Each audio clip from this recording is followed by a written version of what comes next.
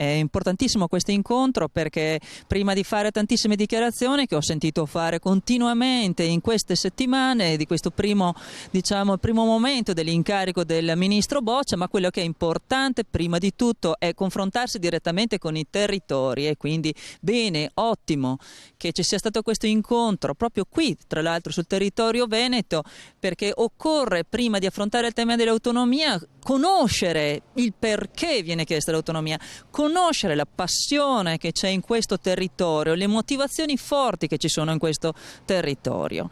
È inutile, poi io ho sentito il ministro ancora ribadire che deve essere rispettato ovviamente il principio per il quale non devono essere danneggiate le altre regioni.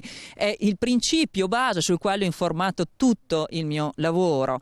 Giustamente il procedimento sull'autonomia è sicuramente complesso, ma il dettame principe è il rispetto della Costituzione e il rispetto dei diritti di tutte le regioni sul numero delle materie.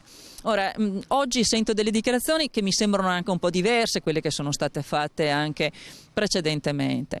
Ora, è vero, non ha importanza il numero delle competenze che sono richieste, perché dipende dalla richiesta della regione, se ha la necessità, se l'opportunità di chiedere delle competenze. Quello che non deve essere è un veto sul fatto di chiederne 23 o 22 o 16 o 14, cioè non c'è nessun dettato costituzionale che limiti il numero di queste competenze. È un abito sartoriale, sono parole che usa il presidente Zaia, ma sono le parole che uso anch'io, si chiama autonomia differenziata per queste ragioni. Deve essere un'autonomia che deve caratterizzare quella regione richiedente.